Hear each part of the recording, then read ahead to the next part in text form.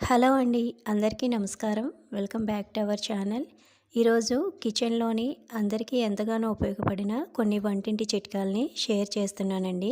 అలాగే మన ఛానల్‌ని ఇంతవరకు సబ్స్క్రైబ్ చేసుకోకపోతే సబ్స్క్రైబ్ చేసుకోండి. అలాగే లైక్ చేసి మీకు ఈ టిప్స్ కనుక నచ్చినట్లయితే తప్పకుండా కామెంట్ చేయండి.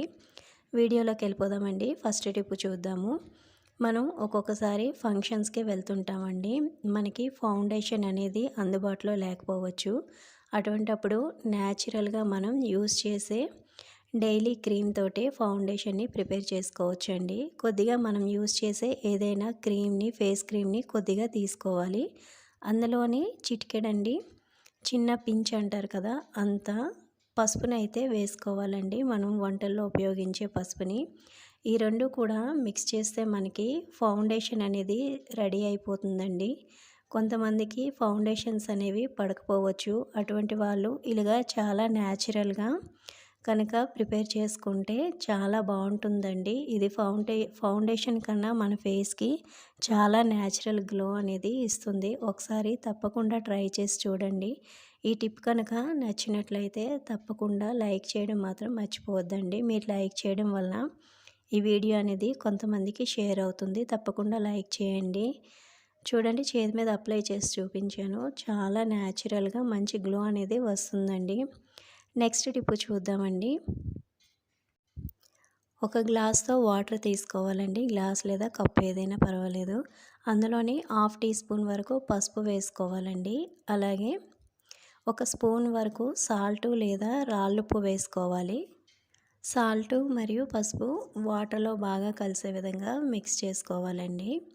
ఇప్పుడు దీన్ని ఒక స్ప్రే బాటిల్లోకి వేసుకోవాలి. స్ప్రే బాటిల్ లేకపోతే కోలిన్ ఉంటుంది కదండీ! ఆ బాటిల్‌లో అయినా సరే వేసుకోవచ్చు. లేదంటే ఒక చిన్న డ్రింక్ బాటిల్‌లోని పైన మూతకి చిన్న హోల్స్ పెట్టి కూడా దీన్ని యూజ్ చేసుకోవచ్చండి. ఇప్పుడు ఈ లిక్విడ్‌ని బాటిల్‌లో వేసుకొని మనం ఏ విధంగా యూజ్ చేయాలో చూద్దామండి.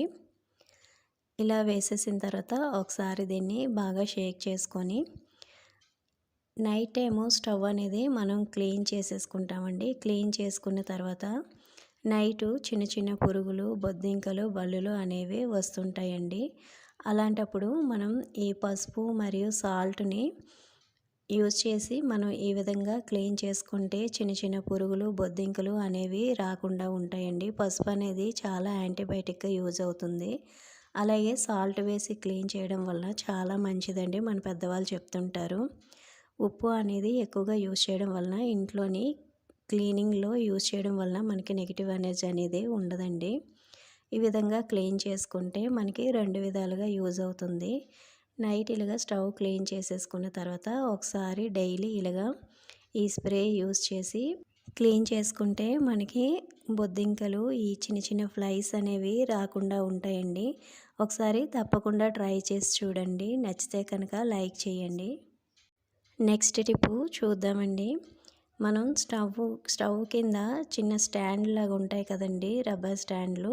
అవి ఒక్కొక్కసారి వాటర్‌లో నానిపోయి మనకి ఫ్లోర్‌కి స్టిక్ అయిపోతుంటాయండి. క్లీన్ చేసినప్పుడు లేదా స్టవ్ మూవ్ చేయాల్సినొచ్చినప్పుడు మనకి కొద్దిగా ఇబ్బందిగా ఉంటుంది. అలాంటప్పుడు ఇలాగ డ్రింక్ బాటిల్స్ తాలూకా మూతలు ఉంటాయి కదండీ! పైన కప్సు. అవి కనుక ఇలాగా స్టవ్ కింద ఆ రబ్బర్ స్టాండ్‌కి కనుక పెట్టుకుంటే మనకి మూవ్ చేయడానికి, స్టవ్ క్లీన్ చేసుకోవడానికి చాలా బాగా యూజ్ అవుతుందండి. మనకి మూవ్ చేయడానికి కూడా చాలా ఫ్రీగా ఉంటుంది. అలాగే స్టవ్ కింద క్లీన్ చేసుకోవడానికి కూడా మనకి చాలా కంఫర్ట్‌గా ఉంటుంది. ఒకసారి తప్పకుండా ట్రై చేసి చూడండి. మీకు కూడా బాగా యూజ్ అవుతుంది. నెక్స్ట్ టిప్ చూద్దామండి. ఇలాగా మనకి కార్నర్స్‌లోని ఎక్కువగా మట్టి అనేది పట్టేస్తూ ఉంటుందండి. మనం మాప్ పెట్టినా సరే అది సరిగ్గా క్లీన్ అవ్వదు ఆ కార్నర్‌లోని. అలాంటప్పుడు ఏం చేయాలంటే ఒక దువ్వెన తీసుకోవాలండి. దువ్వెన తీసుకొని మనం యూజ్ చేయని సాక్సులు ఉంటాయి కదండీ! ఆ సాక్సుల్లోన దువ్వెన పెట్టి ఇలాగా క్లీన్ చేసుకుంటే మనకి చాలా బాగా క్లీన్ అవుతుందండి. ఈ దువ్వెన అనేది సాక్స్‌లోన పెట్టి చాలా టైట్‌గా ఇలాగా కట్టేయాలండి. ఇలా కట్టేసిన తర్వాత ఇప్పుడు మనం కొద్దిగా పేస్ట్‌ని తీసుకోవాలండి. మీరు యూజ్ చేసే ఏ పేస్ట్ అయినా పర్వాలేదు. కోల్గేట్ పేస్ట్‌ని తీసుకుంటున్నాను. కోల్గేట్ పేస్ట్‌ని తీసుకొని ఆ కార్నర్‌లోన మనకి ఎక్కడైతే ఎక్కువగా డస్ట్ అనేది పట్టేసిందో అక్కడ కొద్దిగా ఇలాగా కార్నర్స్‌లోని అప్లై చేసుకోవాలండి.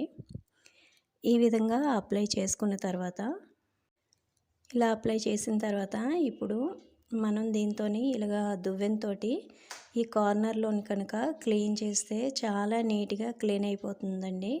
అస్సలు డస్ట్ అనేది ఉండదు. చూడండి ఇలా క్లీన్ చేస్తుంటేనే చాలా నీట్గా క్లీన్ అయిపోయిందండి. ఈ టిప్స్ అన్నీ కూడా మీకు బాగా యూజ్ అవుతాయని అనుకుంటున్నానండి. నచ్చితే కనుక తప్పకుండా కామెంట్ చేయండి. అలాగే లైక్ చేసి సబ్స్క్రైబ్ చేసుకోండి. థ్యాంక్ యూ ఫర్ వాచింగ్ అండి.